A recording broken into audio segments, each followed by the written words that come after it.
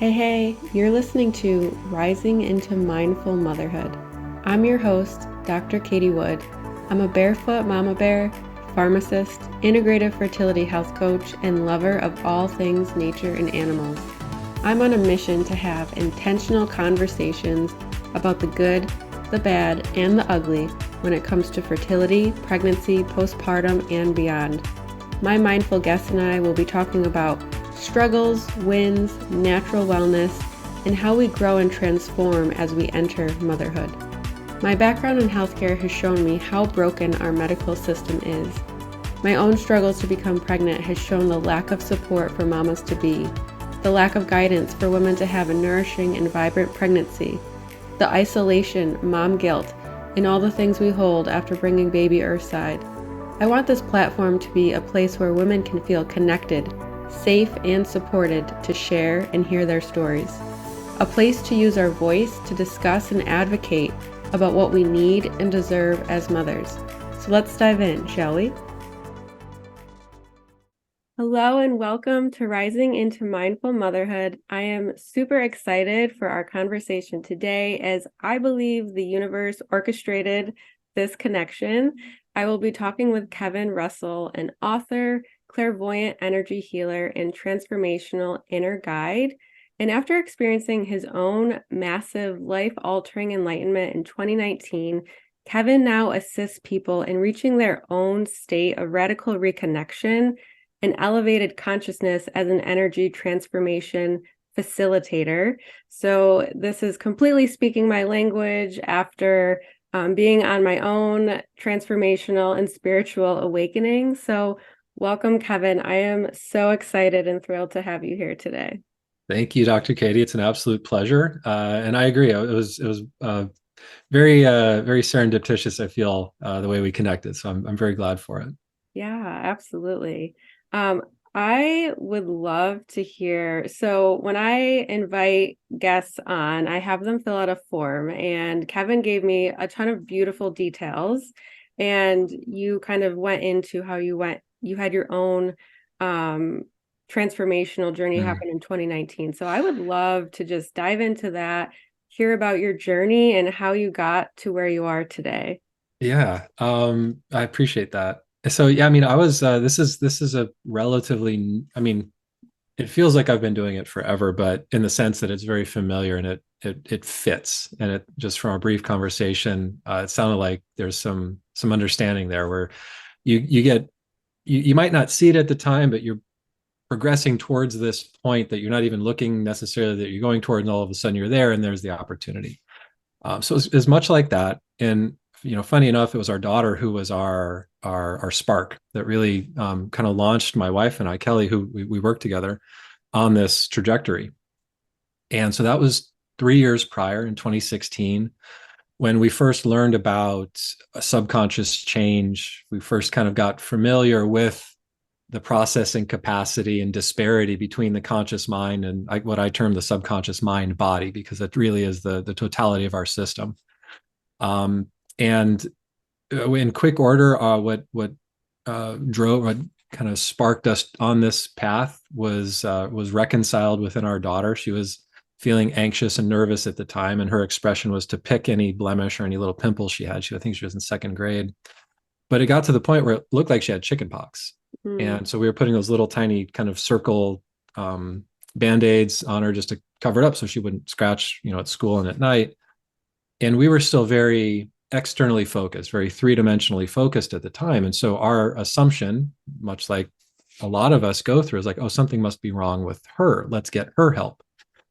So again, very serendipitous crossing of paths at the time. One of my wife's friends was going through a similar expansion journey, kind of consciousness or crisis of consciousness, however we want to term it. And she recommended a Western MD who also practiced a form of muscle testing and inner inquiry. Quick 7-minute conversation with this doctor uncovers that our daughter feels anxious and nervous when Kelli and I would be fighting or disagreeing, and that was her outlet, that was her expression. And it was, I think, a few questions, one muscle test, 7 minutes, and that recognition or that awareness arrested the behavior, and she never went back to that expression of anxiety. Wow. And then the doctor turns to my wife and says, now you two, on the other hand, that's where the work is. Uh-huh.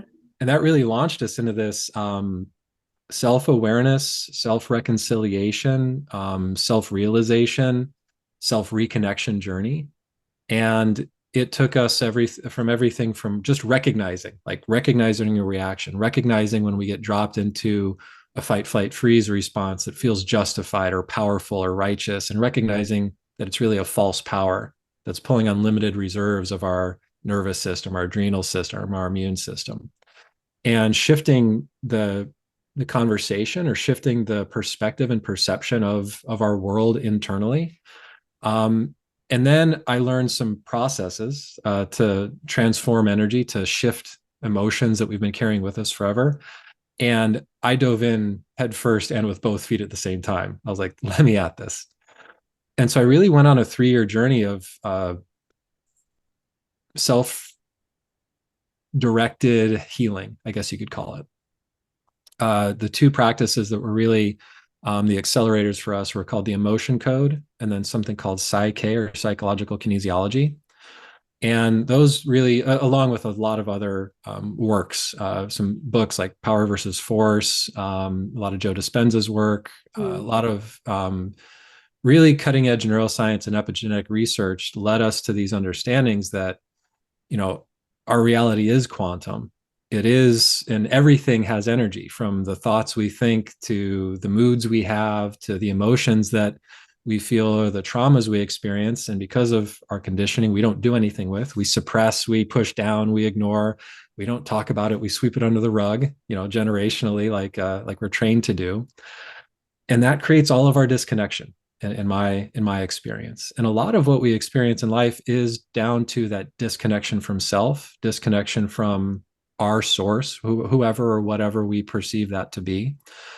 And then we spend our lives trying to get back to that feeling again externally, looking outside of ourselves for things to fill those perceived voids within, so that we can get back to feeling whole and complete or worthy or loved or accepted, which so often we get messages that are counter to those things early in life. And it all led up to the fall of 2019, where at the time, I would say I felt like a toddler in a dark room where I was feeling my way. I could sense there was stuff there. I couldn't quite make it out. And, much like I recommend everyone do, find a helper, find something that you maybe haven't tried yet, you've been curious about or interested in, but you haven't quite pulled the trigger on, and just try things out. Because not every modality of everything is going to work for everyone, whether it's energy work or breath work or mindfulness or meditation or yoga or Western intervention with surgeries or pharmaceuticals. Not everything's going to work for everyone. So it's really on us to do our own, be our own Jane Goodall, be our own inner anthropologist, and also our own resource finder Mm-hmm. on that journey back to our intuition, back to our knowing, back to our that just bedrock confidence of self that really gets gets squeegeed away from us, kind of gets pulled away from us as we get older in life. And I had this massive reconnection experience in an energy work session with a practitioner here local to me in San Diego. And the voice in my head changed, which I didn't realize this until after the fact, that not everybody has a voice in the head. Some people don't have kind of that expression. But mine changed from what was familiar and I had known my whole life to being just like a fraction of a degree off, almost like a twin that I'm hearing for the first time that I didn't know was there. But as soon as I recognized, I was like, oh, there you are. And what I heard in practically my own voice was, oh my gosh, I'm so glad you made it. We're going to have so much fun together. I'm like, okay, that's an interesting thing to hear on the inside. That's new. Supernova went off in my head. I had a sleep mask on, a weighted sleep mask on. So my vision was already covered. My eyes were closed, but I was squeezing my eyes shut because the light inside my brain, inside my head was so bright. And then it felt just like, I mean, for lack of a better term, like mainlining unconditional love is the best way I could describe it. Wow. Just these like coursing waves of, I just, not even joy, just like the most peaceful explosion of self-knowing and love and comfort that I could have ever imagined. Um, so much so to the degree where I'm kind of shaking, and I was either laugh crying or cry laughing. There was just too much energy flowing through me for my physical form to contain. So I was just like, I'm just riding this wave. I'm just going for it. Came out of the experience. The practitioner has gotten some information. She was a medium in a channel. I had my own experience, so I explained to her what I've gone through, and then she starts to talk to me in my design. So my previous career as a designer. So I was in user interface, user experience design, websites, applications, software, touchscreens, things like that for about 20 years. And she starts saying, I don't know what I'm saying right now, but this is what's coming through. And it's literally like insider lingo speak that I'm picking right up. I'm like, I know exactly what you're saying. And one of the analogies that she gave me was it was like you're on a high-rise elevator and you were on an elevator going from the third to the fifth floor, and your guy on the ninth floor is like, hey, buddy, up here, this is where the action is. And Wow. so that ended up becoming the experience that really opened the door for me to writing the book, My Guy on the Ninth Floor. And then there was some reconciliation and some fits and starts with this newfound reconnection, I call it. But then about 2 weeks later, the book downloaded. 2.5 weeks, I was writing 16 hours a day, not even hungry, not tired, just full on, flow mode. Um, and then it's just been off to the races since then. So then I had my energetic sensitivity, which I'd been cultivating, that all exploded into the clairvoyance, clairescence, the mediumship, the inner knowing that you touched on.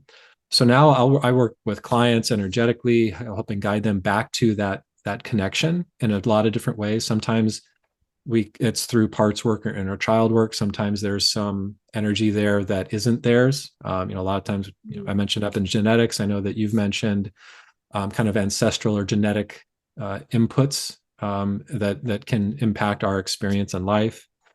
And so it's really just meeting a client where they're at, and then finding what's for us for our time together. And then we always set parameters within a session, making sure it's safe and appropriate and our best and highest good to address whatever it is. Mm-hmm. Because sometimes we'll connect with a trauma or an experience that was challenging or stressful or really debilitating.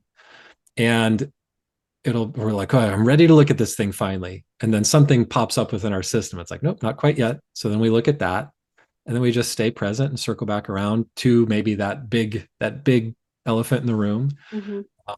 But it's really, underneath it all, what I found or what I came to a recognition of is that our natural state is actually one of wholeness, complete worth, complete love, complete care, complete connection to ourselves.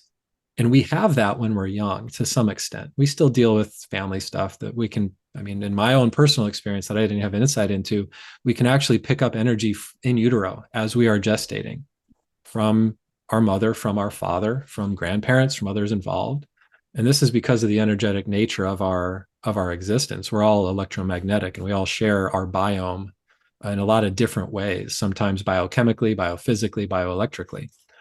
And so when there is, when there are systems that are integrating to the extent that a mother and child integrate with that inception, conception, gestation, and birth experience, I mean, that is some of the most fertile ground for, as we touched on briefly in our conversation, for things to come up, for these old maybe wounds to present for some reconciliation or for some release, or maybe even some newfound awareness that we thought we may have been disconnected from to come in, and to really be able to embrace those signs from the universe as we move through life. Mm-hmm.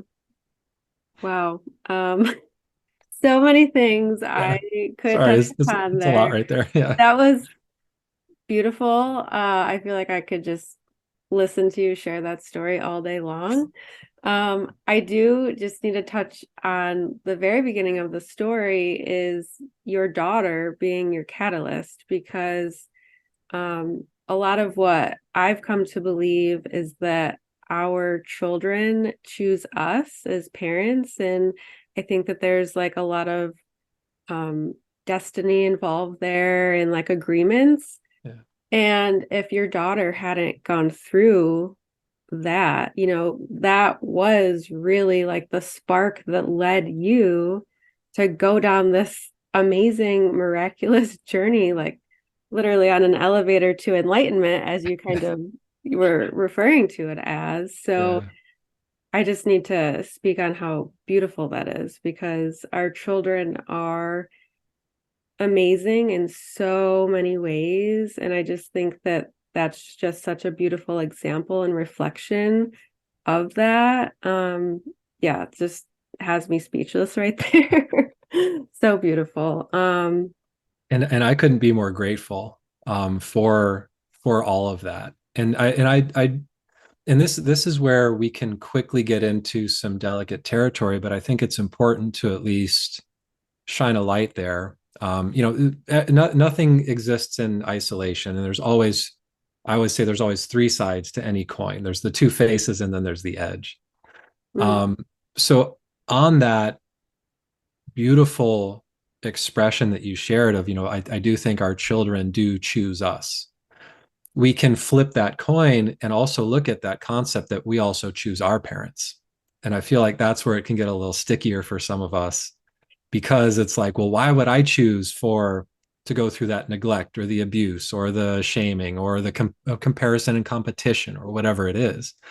Um, but I have found that the more that we can stay open and curious as to things that we are experiencing as symptoms, whether they be mental, physical, spiritual, or emotional, the less we stay out of our reactivity to our experiences with our parents, with our children, the more space we have to connect with that wisdom and that knowledge that's always within us, but mhm, then our reactions tend to cloud and tend to cover up so often.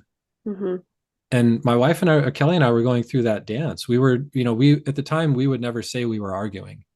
We were having semantic conversations or we were having energetic disagreements, but we would never have admitted we're fighting mhm, because our parents fought and we don't do that, except we 100% were.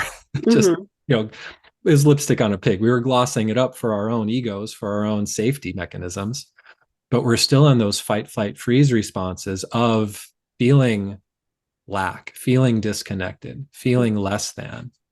And we're pointing at the other and either blaming or putting the onus on the other to fill up our bucket. And to me, that's the practice and the goal and the challenge. It's mhm. like recognizing when we start to point a finger that we're actually looking in a mirror. We're Yeah. not viewing life through a window. It's always a mirror. So whenever we are reactive or something to someone else, and I know we can have this with our children. Oh, you're driving me crazy. Like, no, our kids aren't driving us crazy. They're living their own lives. They're exploring their own worlds. So what within me is creating this feeling that my child or my husband or my partner or my parent or my sibling or whoever is doing this thing to me. And when we can take that step behind the take that step behind the reaction, that's where the gold is. The like amazingly abundant expansion nuggets back to ourself reside. Mhm, And the more of those we collect, the more we come back to that own sense of self, that own sense of wholeness, so that we can then be more in a joyful unfolding of life with the people in our world instead of either struggling against it or resisting it or blaming others or comparing and judging. mhm. Yeah. And earlier you had talked about like looking for external validation. Mm. And I think I've seen that come up quite a bit in the fertility space in my community and my clients. Oh, yeah. And even for myself when I was going through it, really just thinking that once I get pregnant, everything's gonna be peachy keen, like the Yeah. grass is greener. I will finally be able to be happy once I'm pregnant. Yeah. I would love to hear like any thoughts you have on that. I would I don't my usual default is yes and so a lot of times when we reach for anything outside of ourselves, whether it's a substance, it can be media, it can be social media, it can be uh, you know alcohol, it can be controlled substances, it can be uncontrolled substances. It can be relationships. It can be emotional, and it can literally be anything that we are trying to fit in. If we're looking at something outside of ourselves, and I know we get into that gray area with pregnancy and with becoming a family or having a child, because it's within us, it's part of us, but it's also apart from us. It's happening to us, and we're involved in the unfolding. Um, that is one of the most intimate and personal places that I think we can ever be. And I mean, it's one of those where I'm constantly fascinated in this lifetime, not having that experience, but being being part of those experiences when I was younger, with my mom being involved in the Leche League and home births with her friends. We actually went to a birth center for our daughter, so it was kind of a balance that was for. I mean, it was in a room in a bathtub. It could have been our house, but we were more comfortable with that. But that experience, and then seeing the everything that came from that experience. Uh, what I go back to is actually, and I'll get there, I promise. But what I really get back to is there is a episode of Saturday Night Live that Adam Sandler hosted, and he was playing the character of an Italian tour like guide. He put the trips together, and he's doing a commercial. And his commercial is, listen, if you're having challenges in your relationship at home, this vacation is not going to solve it. If you're arguing at home, chances are you're going to argue on your vacation. Don't take this trip hoping it's going to fix everything for your whatever. And I kind of look at, when we get into those places, like, if I can become a mother, or if I can become a father, then that's going to heal my wound from my dad, my mom, my situation, whatever it might be. It can be it can be a million different things. So if we do have that feeling, like, if I do this, then I will Mm-hmm. feel, be, experience something differently, we may achieve that momentarily or for a short amount of time. But those are very much like those fight, flight, freeze responses, where they feel justified, they feel righteous, they feel right. But if we stay in that fight, flight, freeze state, we're going to deplete our system. Our immune, adrenal, nervous system is going to just be frayed at the edges. Mm-hmm. And same thing that with, I mean, there's enough challenges with just a pregnancy to where, it can, my wife, there was no such thing as morning sickness. It was all day sickness for about 2/3 of her pregnancy. So there's challenges that come along naturally. So if we're in this expression, we're looking for something like that to change something to fulfill us, it absolutely can. And then our opportunity Mm-hmm. is there to not backslide into those old patterns once that comfort of the newness wears off. And I find relationships are like that too. It can be a relationship with a child who we give birth to. It can be a relationship with a partner where, when it's new, it's fresh. And so we're kind of in that honeymoon phase. And then we get comfortable and we revert back to the programs that kept us safe, kept us alive all these years, which tend to be either trauma or stress programs that we learned when we were young. The Mm-hmm. majority of our programming is our conditioned responses to our environment, however we want to term it, really is established and written by the age of 7. And then we boot things up and we keep running those same programs unless unless we overwrite, rewrite, or transform them at that subconscious level. And so I find a lot of times, it can be, we can go into it with this intention of, this will change things, which it will do. And then when we get comfortable, it tends to kind of backslide into those more familiar patterns. So that opportunity is to have that experience and then keep pushing forward. Never accept, oh, this is what life is. Or, oh, well, this is the way my parents did it, so this is the way I have to do it. And I've noticed myself, as I've, been a parent now for 17 years, those little inklings of my dad's voice or my mom's voice coming in, I'm like, oh my, I've been aware my whole life. I've been on this whole journey. I had some things happen early on where I went into talk therapy when I was 11. So I had that early recognition of myself and also the way I was feeling. So, like, oh, okay, I'm not my emotions. And this is a big one. We are not our emotions. We are not our reactions. And we are not our thoughts. The majority of our thoughts, 80 to 85% of our thoughts on any given day, are going to be negative leaning. And about 95% of our thoughts are going to be repetitive or reflective of something we've thought in the past in some way.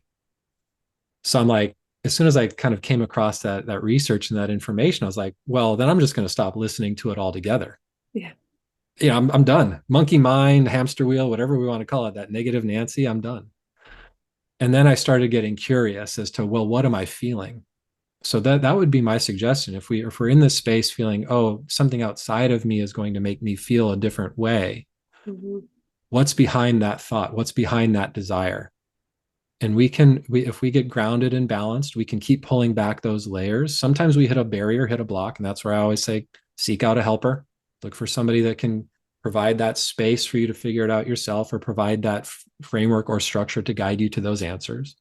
Because at the end of the day, that's all I do as a practitioner. All the answers are within us, Mm-hmm. but our trauma, our stress, our collective dis-ease that we accumulate over life, however it's expressing, mental, physical, emotional, or spiritual, gets in the way of that wholeness, of that answer, of those answers and that connection. Mm-hmm. So I just help guide people back to that. But yeah, and I know it's delicate, but you can it can be both. It 100% will change things, and then it's our opportunity to continue evolving those changes and to not backslide into those old patterns because that's the way it was done. Mm-hmm. So that's my roundabout, way long answer. Sorry, Yeah. to get there. No, that it makes sense. And, you know, for me, I definitely, if I can, if the client is receptive and open to it, I try to help them, kind of discover those things that want to come up ideally before. I mean, you can't necessarily do everything. Like it's a process. Like Yes, I'm still working on it. I'm sure you're still working on it. These things will always come up. It's not just a one and done. 100%. But ideally, if you can really help acknowledge and move through and release some of these things before the pregnancy happens, Mm-hmm. before you become a parent, because, like you said, I mean, when you're pregnant, you could have the all day sickness where it's just like, even you don't even have like the mental bandwidth to really do that healing process. And then when you have a newborn and you're sleep deprived, and it is so easy to, one day maybe wake up and just revert back to Mm. those old, that old programming that you have. And being a parent in of itself, I have come to find on my own, and I'm sure you did in the beginning as well, like it's like poking the bear, really.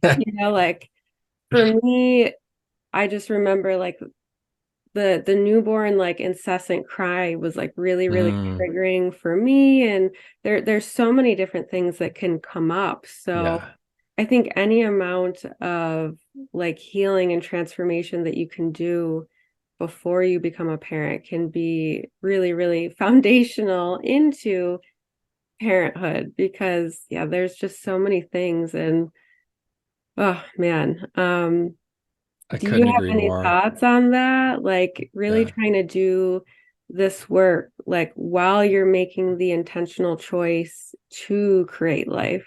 yeah. I One thing that we always say is life happens in the construction zone, and it to your point, it never stops taking place in the construction zone. Um, you know, and it's just different layers of expansion and awareness as we're coming back to ourselves. Um, so, I mean, we can look at it like, in that regard, where if we are consciously looking to start a family, we can look at it like getting ready for a prize fight. Are we just going to walk up on fight day and get into the ring and expect to be able to last 12 rounds with a world class pugilist? Mm-hmm. Or is it better for us to maybe, start a camp and start getting some cardio up and start getting our footwork down, using those fight analogies. So yeah, I think, yes, life happens in the construction zone, and we can take that opportunity that it's never going to not be in a continual unfolding Mm-hmm. of stuff to establish um, those positive practices early, Mm-hmm. as early as we can. Um, you know, 10 is a great age to start. 5 is a great age. And these are things that we can do as parents where we can help guide our children to their own answers. And I find so often, especially for kids, because there still is that indelible connection, that's really powerful. But if you haven't started yet and you are thinking about starting a family, the best time to start is right now. Actually, the best time to start is yesterday. The Mhm. second best time to start is right now. The third best time to start is tomorrow. So just start in whatever way that is available to you right now. It could be breath work on your own. It could be guided meditations on Gaia. It could be looking at hypnotherapy. It could be going into some different places of reconnection, of subconscious transformation, of inner child work, of parts work, of soul retrieval, whatever we want to term it. And the more open and curious we are about the things that are affecting us, the more successful we're going to be. Because a lot of times, especially in the West, we out conscious mind ourselves. We try and outthink ourselves out of the thing. Mhm.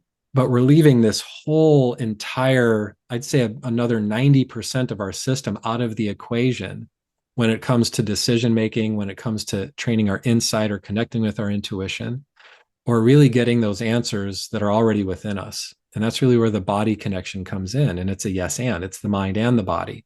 It's the East and the West. It's an integrative approach to philosophy in life, or the philosophy of life, or the practice of Mhm. getting back to our own enlightenment.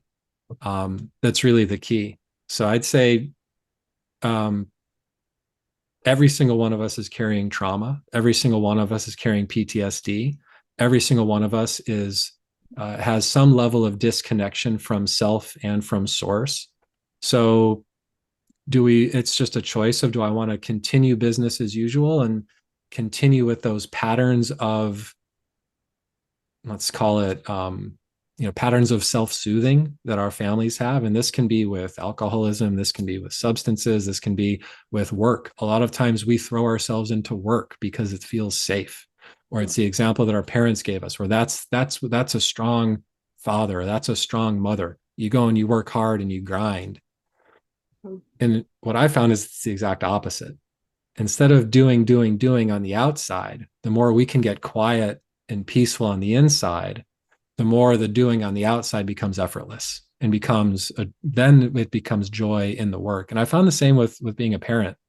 The quieter I've gotten on the outside, sorry, on the inside, the more space I've had to follow my toddler around, maybe walking 20 yards, but spending an hour and a half looking at every ant or every leaf or the Mhm. cloud in the sky or the rock, and really just dropping into their perspective and letting them lead. Like, Dad, I want to play. Cool, let's play. What are we going to do? You're in charge. And giving the kids that reflection that they are the creators of their own lives early, and getting them to a place of comfort with that, where we're not going out and impacting anyone else in the creation of our lives. Mhm. We're just doing it from a place of connected, grounded centeredness, peaceful presence, balance. And we're going to get knocked off. We're in these amazingly powerful bodies that have fight, flight, freeze reactions for a reason. They're safety mechanisms. But I feel like we're at a place of conscious understanding, of just we're at the end of our ropes and we're ready for something different, of really taking the reins on our own journey and coming back to ourselves one step at a time. And that's really it. So start today, take one step at a time, and just have that be the undercurrent of your life, where we're always questioning, oh, why did I have that reaction? I've had that reaction a bunch. Or why am I cocooning up right now? Or why am I feeling like I just need to hibernate and rest? Or Mhm. why am I feeling like I need to go out and conquer the world? It's not that any of those things are negative, but what is creating the impetus for us to do those things? And I always look at, am I going towards something that lights me up, that feels whole, and it feels like I'm fulfilled when I go towards that? Or am I running away from something I'm trying to avoid? And that's what's the engine that's driving me. Mhm. So what end are we being pushed away from something we're trying to avoid, or are we being pulled towards something we're passionate about? Mhm. Getting into those levels of discernment and understanding for what's going on the inside can open up an entire world, an entire new reality for us on Mhm. the outside. Yeah. And I think that what you said, like cultivating a practice, it's never too late to start. I want to make that clear. So if Never. you've already had your children, like don't fret, it's not too late. I really didn't get into this deeper work until after I had my daughter. I mean, I think I did, unconsciously in a way as I was preparing, but I Yeah. wasn't as aware about it. Sure. Yeah. So it's never too late. But, like you had said, if you are wanting and thinking about having a family, I love that you just said like meditation or, working on your breath work, like any small practice like that, because we're so used to hearing in like the Western conventional space, like start your prenatal 6 months to a year before. But it's so true. Like, what about this internal Yeah. work that you could also start working on? And I always joke too a little bit, like we spend so much time focusing on the nursery and the baby registry, but like how much research are you putting into how you can nourish yourself while you're pregnant, like mentally, Yeah. physically, spiritually? And when you do, I like to call it like you're cultivating this awareness on your own. Mhm. And with awareness can come change, right? Like Yeah. you mentioned choice, like we have a choice every single day. um, and you can show up more present as a parent. I've experienced that myself. And instead of feeling so like, this is just an example, like Mm. so rush, rush, rush, because we're in such a fast-paced world, you can be more present with your child when they want to look at every single ant on the ground or Yeah. whatever, or pick up, my daughter loves to pick up rocks and put them in Yeah. a pocket or stick, Yeah. whatever it is. And then when you do have this level of awareness, wherever you are able to teach your children that and pass that down because my goodness, like if I were to have or maybe you when you were younger, this level of awareness growing up, I mean, just think about, I don't know, maybe how much less of that trauma and baggage that your child could be carrying when they're Yeah. your age. 100%.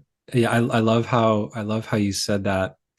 Um, and one thing that really stuck out to me was, uh, it doesn't have to be everything all at once. Just Yeah. have it be something. Hmm. And it's it's so much easier for us to teach our children by how we're showing up and by our experience, because so much of what they absorb is nonverbal. It's energetic, it's emotional, and honestly, it's spiritual as well. Hmm. And you can't lie to a kid. Like, and this is where the practice of self muscle testing comes in, where we come back to feeling a strong yes or a weak no within our bodies. So we get that feeling of, oh yeah, this is a yes. And then we get connected with our, inner truth, our truth detector. And then we can sense when something we're doing is off, or we can sense when we're doing something with someone else that feels off, and then redirect ourselves back to a place of peaceful, present balance that feels better. Hmm. So, yeah, if we're cultivating that, I mean, obviously, I think we want that for our kids. We want them to be peaceful and present and abundant and joyful and just be able to navigate the ups and downs. The ups and downs are going to come. That's inevitable. That's the contrast of this world. There's the high highs and the low lows.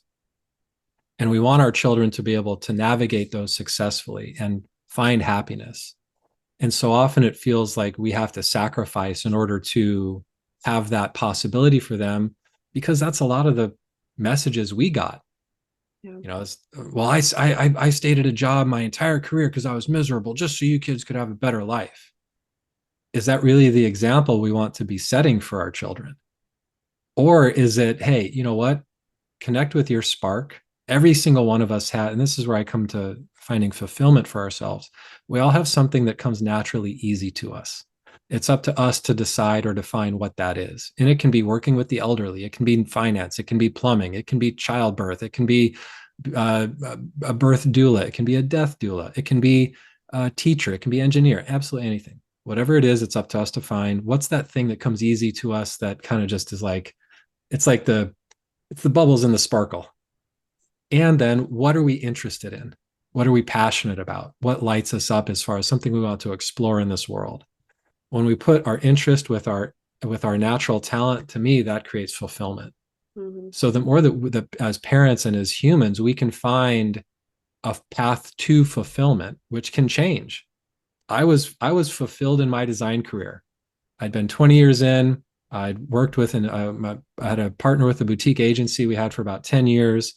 We spun that down, wound that down. I worked as a freelancer, as a consultant and contractor, making my own hours, working with the clients I wanted to work with. Went on family vacations, and I was like, I could do this. I could do this for the next 20 years. This is fulfillment. Oh my gosh, ring the bell. I did the thing. But I also had this kind of itch I kept scratching of this personal evolution, this personal feeling better on the inside. And that ended up just being the thing that like the universe is like, oh hey, kind of like your experience. Like you've had all of this time to practice in kind of the West and in the intellect and in the cerebral spot. Now here's a hard right if you want it. And I embraced it, much like you did. It's just like, yeah, there's no fear. There's maybe a little bit of like, oh my gosh, I don't know what's going to happen. Mm-hmm. But at a physiological response level, there is no difference in our bodies between excitement and nervousness. And so that's kind of where we get back to that choice, where the physiological response on, I think it's an EKG or whatever the biophysical reading is, it's identical, but it can be a different experience experientially. Mm-hmm. So it's like childbirth can be terrifying. Going for that thing that we're not sure if we can do, but we're really passionate about, can be nerve wracking, or it can be exciting. Mm-hmm. So that's where we get into that really present moment consciousness. Because if we stretch it out, there is nothing but this moment right here, right now. And we're continually experiencing those this moment right here, right now. And then when we experience any stress or trauma or depression or anxiety, that's just our very powerful system reading its blueprint, reading the manual that was created in their first 7 years of life and then reinforced as we get older. And it's like, wait, we're not following this program. What are you doing?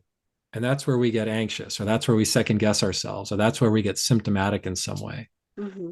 And so, just checking in, like the more we can be sensitive to our feelings and the way things feel on the inside, instead of just labeling it, I'm so angry with you right now. Okay, well, where do you feel that anger? Well, I feel it in my neck and in my chest. Okay, what is behind that anger? What message is there for us? Because the symptoms we experience, they're just the check engine lights. It's just saying, hey, there's something deeper within the mind body system that can be addressed. There's too much. We've absorbed all this energy. As a girl, we get suppressed through, oh, I'd have to be so emotional. Why does everything have to be such a big deal?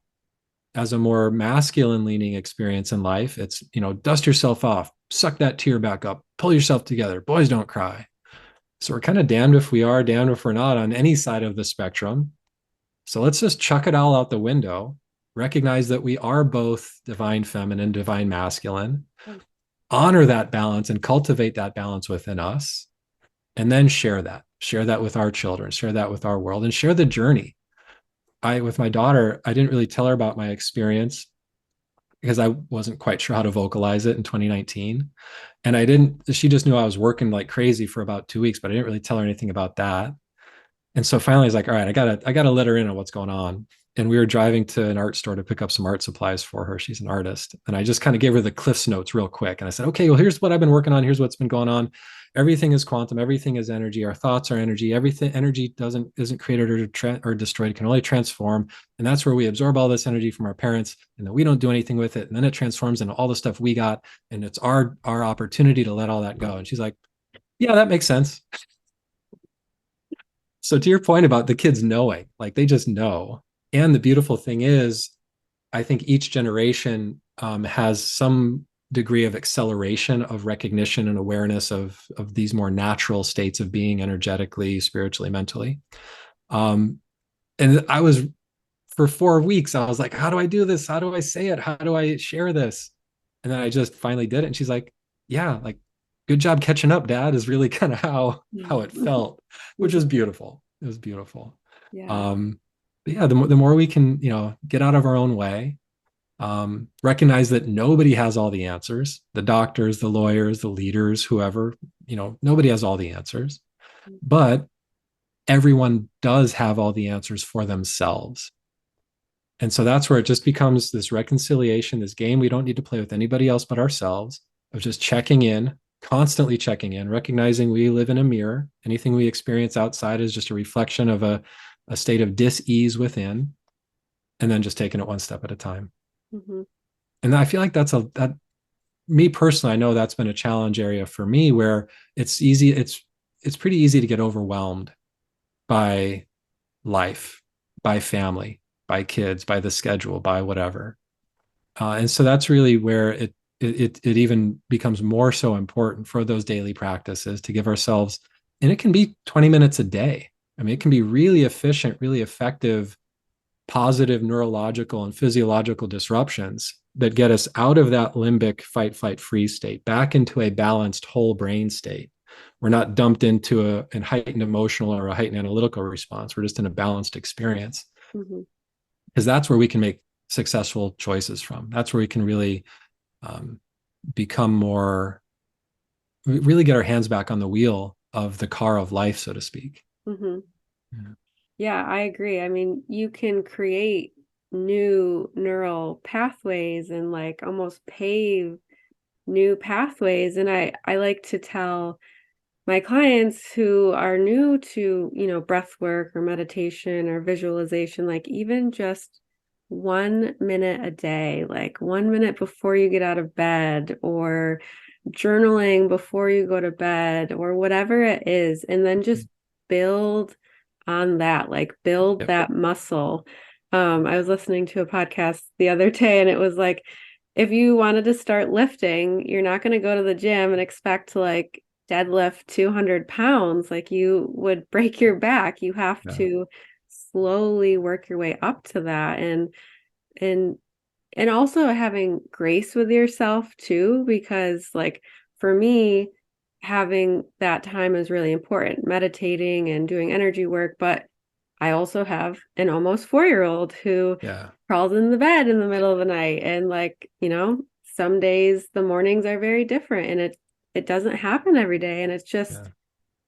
it's not a big deal at the end of the Yeah. day. Cause I think um, a lot of us are so much like go big or go home, Yeah. or you got to go all in, or it's just not going to happen at all. When it could just be, well, maybe you just meditated 3 days that week instead of 7, Exactly. which is totally fine. Um, so I know you had mentioned you have an energy tune-up framework Mm-hmm. that helps you feel lighter, less stressed, more calm and present. What is that? Could you tell us a little bit more about that? Yeah. So, have you heard of Reiki as an Yeah, energy movement practice? Okay. absolutely. So again, like part of my own journey was really saying yes to everything. Mm-hmm. So my wife and I, Kelli, we did a raw food challenge for 30 days, which really opened me up to understanding what I really thrived off of as far as a nutritional standpoint. What inputs did my system do really well with? Um, the other and so just yeah, yes, yeah, so yes, crystal light therapy is one thing I did that didn't work for me. I know it's worked for many others, but it just didn't hit for me. Breath work I was really attracted to, so I was like, oh yeah, that's for me. I'm going to keep practicing that. I love how you said that, where it is, you're not going to get Mr. Olympia muscle. Well, actually, ironically, there is research I can share where you do gain strength through visualization. We do have that power, which is beautiful, but it does take practice as well. So whether we're strengthening our physical body with our mind, or we're strengthening our physical body with physical movement, or strengthening our energetic practices with practice, it all this is all life is a practice. So the more kind and gentle we can be with ourselves, the more we can stay out of comparison and judgment, which I know for a lot of us is sometimes the biggest challenge, especially when we hear mom or dad's voice and, why are you being lazy? Where, other people need things, you're being selfish. It's like, no, I'm I'm doing the best for me so I can do better and the best for others. And so the energy tune-up is, I've had clients label it like Reiki on steroids, where it's a combination of my awareness of the chakra systems, the ecology systems of the body, the adrenal, the immune, the nervous system, testing statements like my system is in harmony with my biome, bacteria, and viruses. So about 60% of our DNA makeup is actually not our makeup. It's not human. So it's bacteria, viruses, fungi. Gut bacteria, we're hearing a lot of flora and fauna. That's not us. That's our biome. That's our universe of self. So I look at that. I look at our electromagnetic field and where our electromagnetic resonance is. I look at, from an Eastern standpoint, these would be termed our koshas, our energetic bodies. So I make sure that those are 100% connected. I look at if there is any negative or traumatized energy present within the system. And then I also look, there's something called spirit out of body, where we can be in a traumatizing experience and all of a sudden we feel like a disconnection. And that's our spirit saying, okay, it's too heavy down here. I'm just going to let out some line, almost as if we're like on a parasail behind a boat. Where it's like, it's getting too human down here. I'm just gonna float up here for a little bit. Mm-hmm. But it's somewhat of a disconnected experience. So I've, in my own practice, in my own experience, I've practiced my system to a way that I can get an inner knowing of what my client is experiencing, even without communication. Communication always helps. And so on the intake form for a tune-up, I'll say, what are the 2 or 3 symptoms that you're dealing with most right now? And this can be stress. This can be anxiety. This can be physical pain. This can be my relationship with my brother is just it's the only thing that's bugging me right now. Mm. So whatever we're currently experiencing, we establish as the symptom, and then we gauge how intense the symptom is expressing in the mind body on a scale of 0 to 10. That's our starting point. And then I go through the tune-up process, which is really, I really look at it like a 30, 60, 90,000 mile tune-up for our cars, mm-hmm. where we're checking the fluid levels, we're rotating the tires, we're balancing, we're really optimizing the vehicle. These are amazing biomachines that we have the privilege to inhabit on this amazing planet to explore this world through. Mm-hmm. And so the more that we can tune the system back to its balance, back to its stasis, the more we can live life more successfully. And so what I find is a lot of people will say, oh, I feel so much lighter, or I finally feel like myself again. I haven't felt this way in years. And the fun part is that it's a remote session. So it's no talk, no touch. The client just schedules it. And then right now my schedule is about within 72 hours. So within 72 hours of scheduling the session, then I will complete the work and then send the results. And everything is, because we do muscle testing, and then I work on behalf of my client. I'm testing on their behalf at distance, which is, quantum physics and zero point theory are really the engines that drive energy work. Much like a cellular network, mm-hmm. we have wireless connections to each other energetically. So if you've ever thought about the most present example often is you think about a friend and all of a sudden then they reach out. That's energetic Wi-Fi. We're placing that call. Mm-hmm. So I do the same with my client. And then the other thing is my symptoms that I cleared up for me were varied. It was IBS. I call it bubble gut just because it was just everything in my digestion was uncomfortable. High blood pressure, pre-hypertension. I did have a little bit of a bout with ED, and then anxiety, depression, things like that. So as I'm getting clearer in my system, I'm feeling like, oh, this is what not stressed feels like. And so often this is another challenge we get into. It's easy to identify what we don't want, but our system does not operate on negatives. Well, I don't want to be stressed. Well, what's on the other side of that? And then it's like, well, I want to be,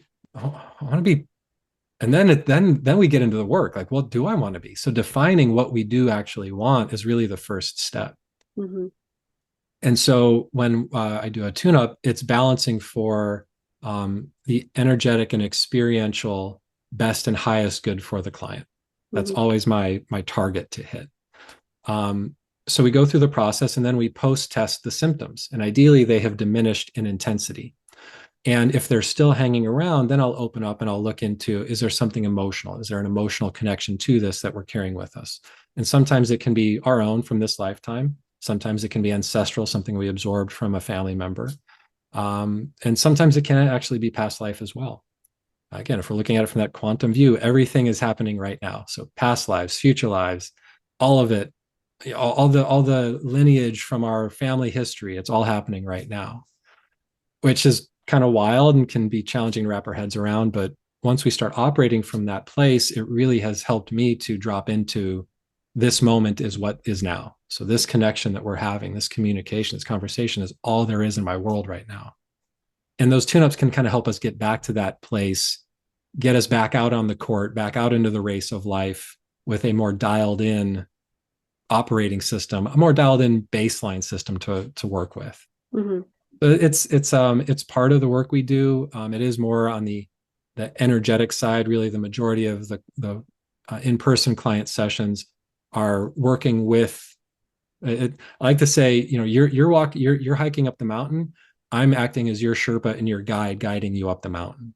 Mm-hmm. And then the tune-up is like, all right, we're going to spend a day or two in base camp, get some good food in us, acclimate to the elevation, and then we can continue our journey, or not. Sometimes people just drop in for a tune-up every few weeks, every few months. Sometimes we work with the tune-up in concert with the other processes that we offer. It really just depends on where the client's at. Mm-hmm. Yeah. I love that you are able to do that virtually. So you're able to really help and connect with so many more people than only being able to do like in-person appointments. And actually, the majority of my client work is over Zoom. So I actually work. I feel that I can connect with a client's system a Mm-hmm. little bit more efficiently and a little bit more definite. Like it's clearer for me. Mm-hmm. And so, really, I mean, I've worked with clients in Australia and Europe and the Bahamas, Asia, and so Wow. it's really beautiful because it reduces those barriers of needing to be in the same Yeah. space. Mm-hmm. And the beautiful thing, whether it's a tune-up or working, let's say we're working on transforming a subconscious belief. Yeah. So we need to find out where the system, and I use system speaking to our mind body, where the system is at. And so I'll have the client say the statement out loud, and we'll test: is it strong within your system? Is this a belief that you have at the subconscious level, Mm-hmm. or can we strengthen it? And if it's weak, we guide through a process to strengthen that belief. And the beautiful thing, regardless of where we are, but I find that a lot of times the client can kind of feel the shifts more if we are in our own spaces, Yeah. physically and everything else. And then we say the statement out loud after the statement is balanced for. And then I'll say, now, did you notice a difference between the way you felt in the delivery of that statement before we balance and after? And almost 100% of the time, it's like, oh yeah, I felt that. I felt the difference in the resonance of that. It was actually a belief the Wow. second time. And I'll have, if anybody's interested, you go to rapidtransformationsessions.com is where you can find the information about the tune-up. And we've got client feedback I just cut and pasted from emails I've gotten that are like, I woke up feeling like a spring chicken. I haven't felt this good never. And then I got your email that said you did the tune-up the night before. That's wild. And I so love there's a lot of proof of concept in that regard, where that. I do like doing it remotely and offline, because there is that space for the client to feel the shifts. Mm-hmm. And it's like, I didn't really notice much, but all of a sudden I found my thoughts getting lighter. It wasn't so much gloom and doom. So I felt some lightening there. And this is part of what we've been talking about, of really tuning into our own systems, finding out if we are, maybe we are more, I feel things more physically. So I'm using that as my gap navigation tool. I'm feeling things more emotionally. That's my navigation tool. I'm hearing things or sensing things mentally. That's my navigation tool. So really taking that step back and opening ourselves up to those natural paths of communication that take place all the time, but that we've been ignoring, suppressing, at scale. I mean, we can look at entire religions. My background's Irish Catholic, and there's a lot of guilt and shame and Me not too. sharing and suppression, and like there's so many dust bunnies under the rug and skeletons in the closet, so to speak. And so we're conditioned into this path of accumulating all this nonsense and not letting it go. Mm-hmm. And it really does get us to that place of that practice of recognizing what is our strongest channel of communication, of internal tool, that we can use to start transforming that relationship with ourselves. So I Mm-hmm. find that it all really does help us to get to that place of practice. All the work, all the things gets us to that place of individual practice, where to me, that's what it comes down to at the end of the day. Yeah. We can go seek help. We can go, get perspective. But at the end of the day, we are the captain of this ship, of this universal ship that we are embodying in these amazing human forms. Mm-hmm. And I don't say universe lightly. I think we are some 60 trillion cells. That might even be on the light side. Um, and so, as much dynamic things going on in the universe is taking place within our bodies, but it's just the difference in scale to where we can't really observe it unless we tune in. Mm-hmm. So that's really where it all comes together, is taking the tools, kind and gentle with ourselves, one step at a time, Yeah. strengthening those practices right now, whether you're an empty nester like I'm somehow about to be, or you're thinking about, starting a family, or you're in that amazing, dynamic, wild toddler, young child phase. Mm-hmm. It's never too late to start, and now is always the best time. Yeah. Yeah. Really. I have to ask, have you ever worked with anyone who's been trying to get pregnant and really help them release some things? If you have like a story that comes to mind, I would love to hear it. So a few, yeah. So and this was actually multi pronged, um, and so working with a client, wanting to conceive, but um, there were some things, especially on the feminine side of this client's lineage, that we were uncovering that was going back multiple generations about really like competition and a lot of one thing when we were kind of talking about jumping on the call, one thing that came up was the mother wound.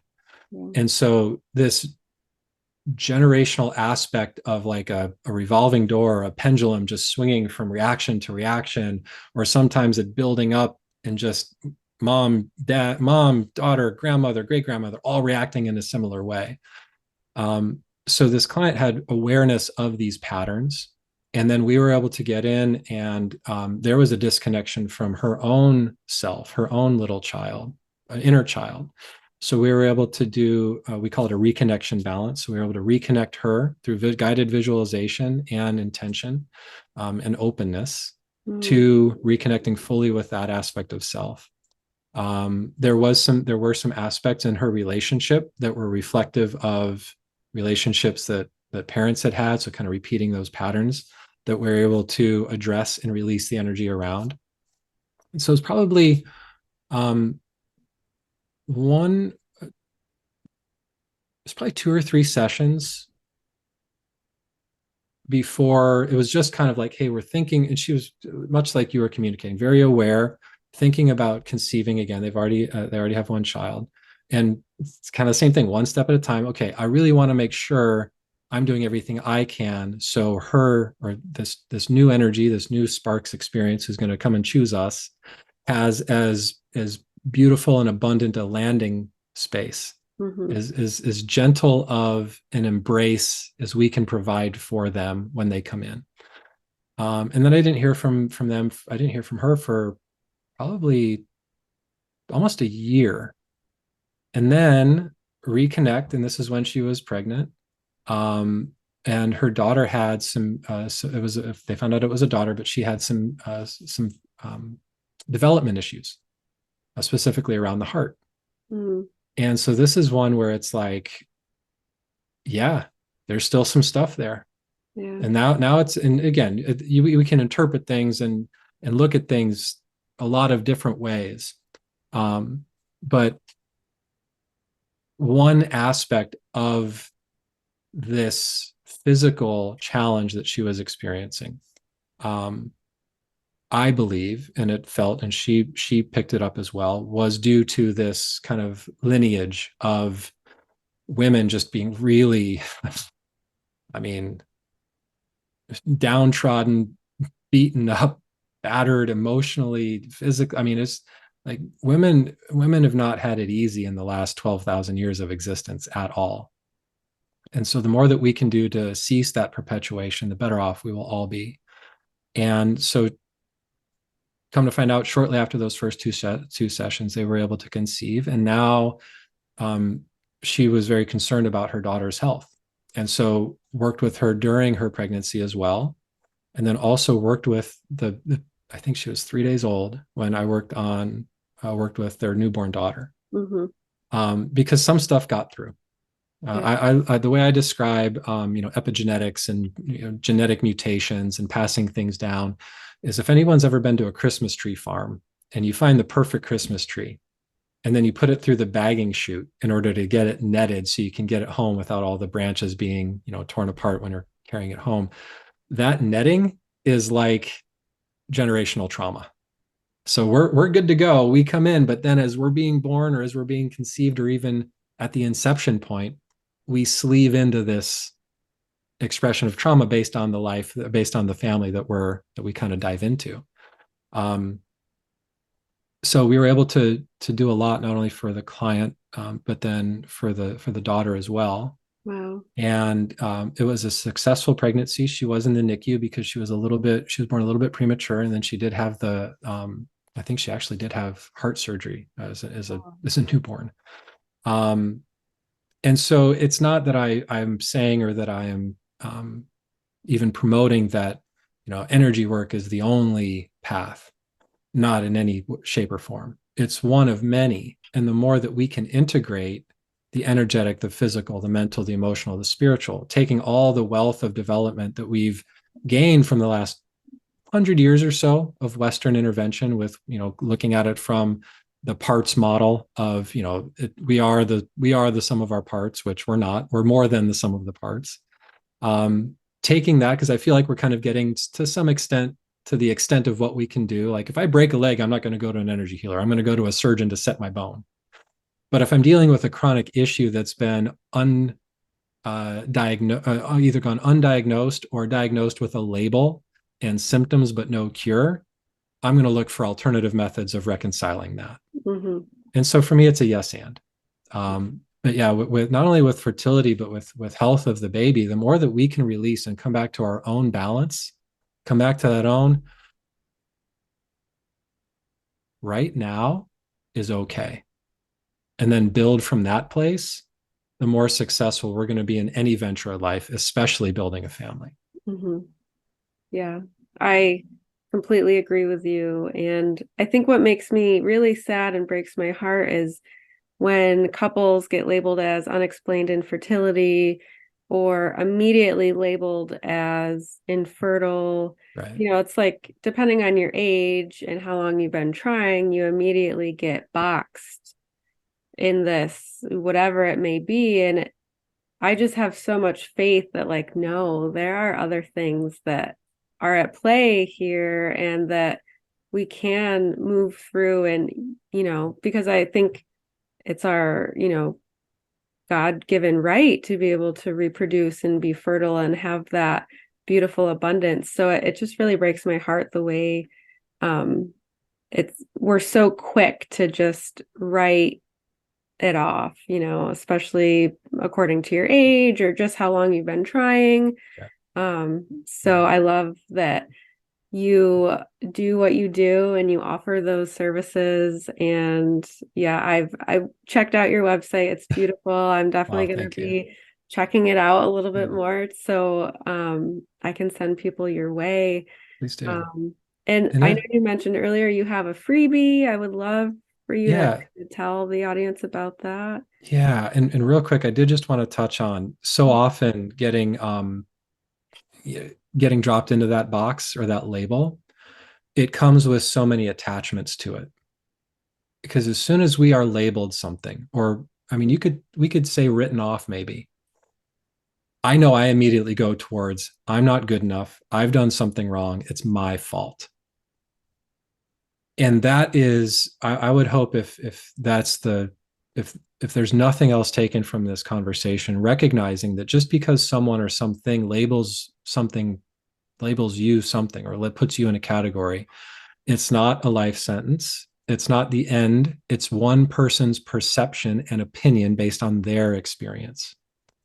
So recognizing everything we've talked about, and then also that you are not only deserving, but you are the perpetuation of this universal consciousness, God, Christ consciousness, whatever we, spirit, whatever we want to term it. It does, the name isn't as important as the experience with it. Um, that's really the place of abundance that we can shift. Mm-hmm. So if it's not, and so often it's not a not ever, it's a not right now. Yeah. And so if we look in nature, like with kangaroos can actually uh, have a fertilized egg, and the joey can be gestating. And if environmental conditions aren't right, they can pause their pregnancy Oh, wow. for up to, I don't want to talk out of school, but it's at least months, if not years. And so whenever I hear something about, well, I'm infertile, or, circumstances aren't right now, all that is the circumstances aren't fertile for that right now. Mm-hmm. So let's pull back the lens and let's see what we can do to create more of an abundant garden on the inside for ourselves, that's creating that more abundant homecoming or welcome for whoever it is that's coming through to spend their time with us. Mm-hmm. So yeah, so I just wanted to, you said that so beautifully, and I was like, oh my gosh, there's so much that comes along with getting dropped in that box that's completely false. Yeah, no, thank you for touching on that because I completely agree. Yeah, absolutely. So yeah, for the, I mean, I would love to give everything away. I'm like, my big thing that I hit when I had my connection experience is like, oh my gosh, if I could do this, everybody can do this. I'm just some designer. I'm just some kind of, Southern guy in Southern California, and then this is where I'm at. Now this is what I'm doing.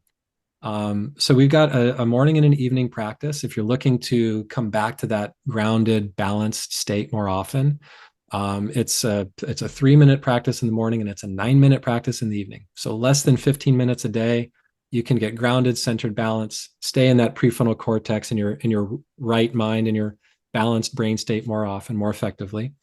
If you're curious about kind of pulling back those layers internally and doing some internal excavation, we also offer an assessment where you can uncover your number one subconscious belief holding you back in life, and a guided transformation process that you can think of as a meditation, but it's a guided process to release a lifetime of trauma. And this is self guided in the sense that you choose your perfect place in nature to practice from. You download the meditation. It's about a 45-minute meditation. About 20 of those is a balancing, grounding, and centering process. Because whenever we're doing inner work, we need to get the system to stasis, to balance, in order to be able to move any energy. Otherwise, there's a lot of resistance or attachment that we experience. It's going to keep us kind of at that same place.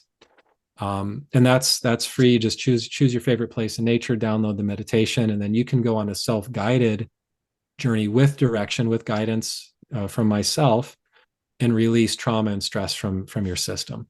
And then I just thought about this one. I want to offer for you and for your audience 20% off any sessions if you're interested in trying things out. You're curious about that energy tune-up that Katie mentioned. So I'll send Katie a code for that if anyone's interested in utilizing that as well. Wow, that's so generous and so wonderful for you to share all of those gifts because I just know how beneficial it can be, even if someone just resonates with one of them. So thank you. 100%. Thank you Exactly. so much Yeah. for sharing that. And please share with the audience where they can learn more and connect with you because we need to get your work out there. It's just so needed right now in the world, and we need to create more wholeness and joy within ourselves. So please share. Thank you so much. If you are looking for a handbook on on guiding yourself back to your own enlightenment, that's always been there. My Guy in the Ninth Floor is on Amazon. Audiobook, ebook, and paperback. I narrated the audiobook, and I've had people really respond well to that. So if you are an audiobook fan, it's a great way to go. And then rapidtransformationsessions.com for one-on-one session work. We also have a transformation package we offer, which is a 6-session program. And then the energy tune-up is there as well. And then radicalenlightenment.com is where you can find the assessment, more links about the book. You can find the meditation to download. The daily practices are there. I'm going to provide Katie with links to everything so she can hopefully attach those to the show notes. And then also, if you're interested in the science behind the work, that's all going to be on rapidtransformationsessions.com.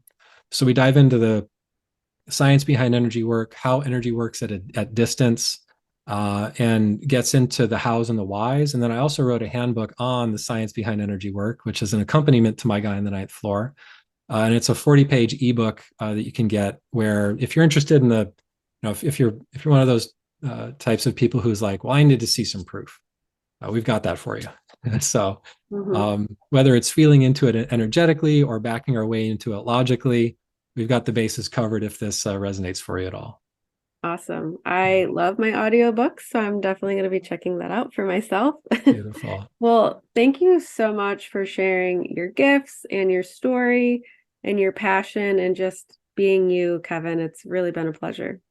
Katie, I can't reiterate that and reflect that back to you as well, just with the journey you've taken, stepping away from, kind of what some of us might consider a stable and secure career, and just going off of that intuition, following that inner North Star, and birthing what you've birthed, both with your family and also with your service and with your profession. I thank you so much for bridging those gaps and for being that connector, and it's helping us move collectively towards where we all want to go, which I believe is more peace, more connection, more communication, more understanding, and getting to a place where we can all be seen, and we can all get to a place where we don't feel like we need to be heard because we already know that we are. I love that. Love that. Thank you. Thank you so much for tuning in to the Rising into Mindful Motherhood podcast. If this episode resonated with you or gave you an aha moment, stop what you're doing right now and write a review. This simple act of kindness helps me get this podcast out to connect with as many women as I possibly can. I also have a special offer. If you send me a screenshot of your review, I will take $250 off one of my premium coaching containers. Let me know what resonated with you the most and why. So connect with me in my free Facebook community or tag me on Instagram. You'll find both listed below. Thanks again from the bottom of my heart for tuning in to this episode, and I'll see you next time.